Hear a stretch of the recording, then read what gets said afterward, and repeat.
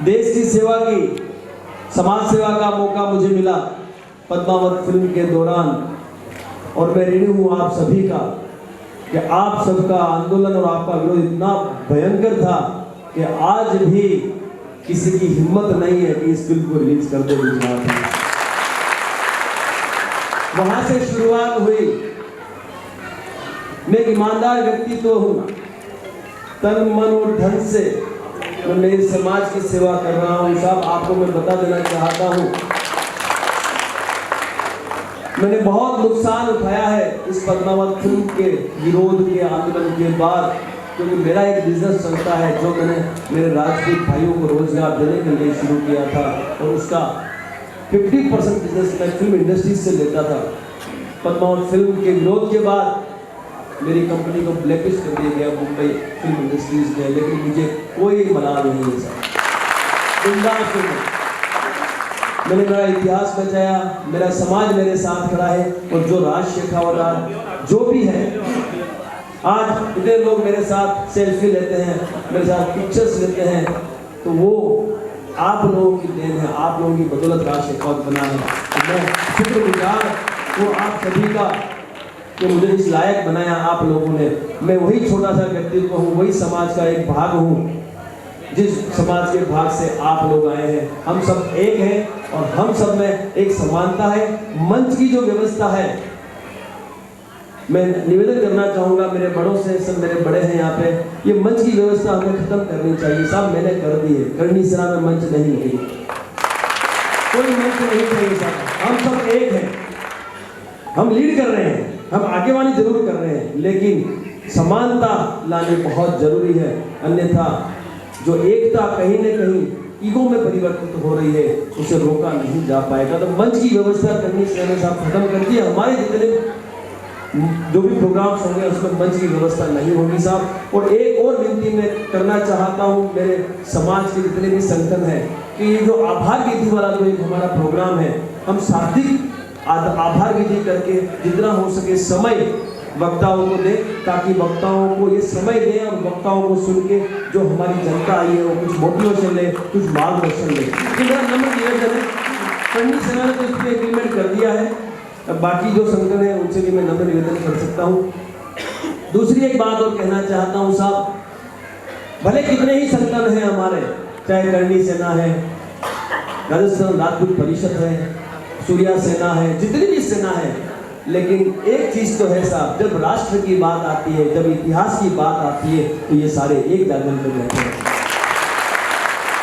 इससे बड़ा सौभाग्य हमारा क्या होगा कि हमारे बड़े, हमारे काको साहब, बाबू साहब आज इतना मान सम्मान लेके इस छोटे से बच्चे को यहाँ सबसे फर्स्ट लाइन में बिठा रखा। इससे बड़ा सम्मान क्या होगा साहब। मैं ऋणी हूँ इन सबका था, इन सबका ऋणी हूँ कि मुझे आज ये सम्मान और मान दिया इन लोगों ने। मैं विश्वास दिलाता हूँ आपको साहब, करनी सेना 20 राज्यों में फैली हुई सेना है साहब। आपको जब जरूरत पड़े 24 घंटे हम तैयार हैं साहब। समझ 36 कौम के लिए, राजपूतों के लिए तो तैयार है ही, 36 कौम के लिए आप 24 घंटे याद करना, 20 राज्यों में हम आपके लिए खड़े हैं साहब। हम ये नहीं देखेंगे ये कौन सा संगठन है, ये कौन सा संगठन है, ये भारत देश का व्यक्तित्व है और हम उनके लिए खड़े हैं साहब। क्योंकि जब मैं बीएसएफ में था, सब जब बीएसएफ में रहते हुए जब देश की रक्षा की, तब मैंने ये नहीं देखा कि कौन सी जाति से है, ये कौन से प्रांत से है, ये छोटा है, ये बड़ा है, नहीं देखा। मैंने ये देखा कि मेरे देश की जनता की मुझे रक्षा करनी है साहब, और हमने रक्षा की। आज भी मेरी बॉडी में ग्रेनेड के स्प्लिंटर है साहब, वो मैंने मेरे देश की रक्षा के लिए खाए थे साहब। तो मुझे उसका भी कोई मलाल नहीं है, मुझे गर्व है कि मैं कहीं कहीं मेरे देश की जनता के लिए काम आया। करनी सेना एक संगठन है साहब, वो न्याय के सामने खुल के लड़ता है साहब। हमें डिप्लोमेसी नहीं आती, हम तो इस पार या उस पार। योद्धा का धर्म एक ही होता है सब मैदान जंग में, या तो विजय या वीर गति, या तो विजय या वीर गति, और करनी सेना वही करती है साहब। हमें डिप्लोमेसी नहीं आती है, और हम एक ही रिक्वेस्ट करते हैं कि जब भी अन्याय कहीं हो रहा हो तो हमें सबको एक साथ मिलकर उस अन्याय का विरोध करना होगा। अब जैसे पूर्व हिम्मत सिंह ने बताया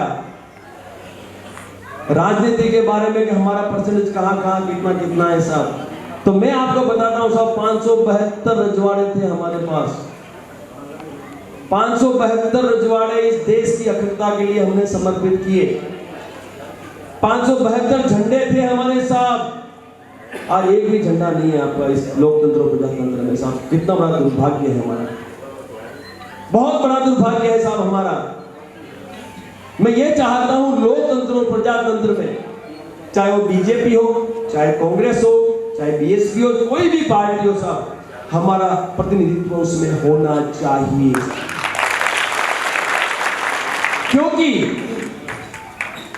क्योंकि लोकतंत्र और प्रजातंत्र में ये प्रतिनिधित्व ही हमें न्याय दिला पाएगा, अन्यथा हम न्याय नहीं ले पाएंगे। और साथ ही मैं आपको बता देना चाहता हूं साहब, अब राजपूताने के झंडे का भी समय आ चुका है और एक झंडा राजपूतों का भी इस भागीदारी के तहत होना चाहिए इस राजनीति में।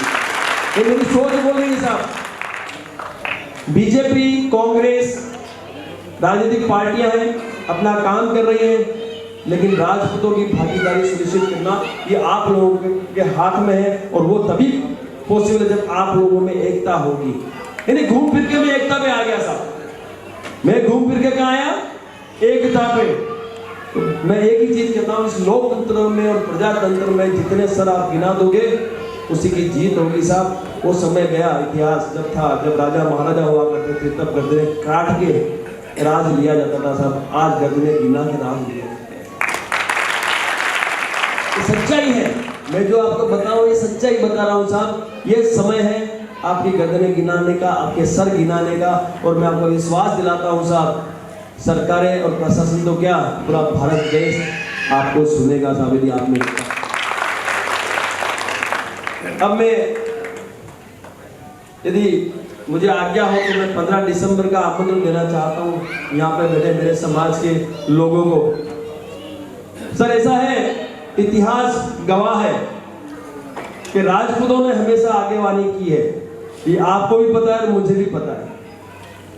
आपको ये भी पता है कि गौ माता की रक्षा के लिए, बहन बेटियों की रक्षा के लिए, मंदिरों की रक्षा के लिए राजपूतों ने इतिहास रचे हैं साहब। लाखों गर्दनें काटी, हजारों कटवाई साहब। ये सच्चाई है। फिर से समय आ गया है साहब इतिहास रचने का। भारत देश में गौ हत्या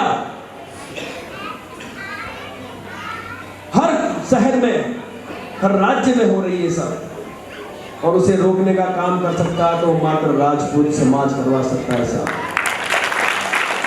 और आगेवानी हमने ले ली है साहब। श्री राष्ट्रीय राजपूत करणी सेना ने इसकी आगेवानी ले ली है। हम गौ हत्या मुक्त भारत देश बनाएंगे साहब। आप तैयार हो मेरे साथ? गौ हत्या मुक्त भारत देश चाहिए हमें। तो 15 दिसंबर को आपको साहब आना पड़ेगा गांधीनगर में। आपको 15 दिसंबर एक दिन आपको देना होगा मुझे। वहां व्यवस्था की मैं पूरी कोशिश करूंगा। यदि व्यवस्था नहीं भी बनती है तो भी साहब आपको 8 से 10 घंटे मुझे वहां पे इस गौ हत्या मुक्त भारत देश बनाने के लिए देना होगा साहब। ताकि ये जो न्यूज में आता है मॉब लिंचिंग साहब, मॉब लिंचिंग क्यों होता है उसकी जड़ में कोई नहीं जाता है। अरे भाई, मॉब लिंचिंग इसलिए होता है क्योंकि यदि कोई हमारी गौ माता को कत्लेआम करने ले जाएगा तो उसका भी वही असर करेगा ना साहब। समाज तो क्या करेगा? उसकी पूजा करेगा। गौ माता को कत्लेआम ले जाएगा तो उसका भी वही असर होगा। तो सरकार को यह निर्णय लेना है कि गौ माता को राष्ट्र माता जाहिर करे, कानून बनाए, गौ हत्या रुकी। देश की सेवा की, समाज सेवा का मौका मुझे मिला पद्मावत फिल्म के दौरान। और मैं ऋणी हूं आप सभी का कि आप सबका आंदोलन और आपका विरोध इतना भयंकर था कि आज भी किसी की हिम्मत नहीं है कि इस फिल्म को रिलीज कर दे गुजरात में। वहां से शुरुआत हुई। मैं एक ईमानदार व्यक्ति तो हूं, तन मन और धन से मैं मेरे समाज की सेवा कर रहा हूं साहब। आपको मैं बता देना चाहता हूं, मैंने बहुत नुकसान उठाया।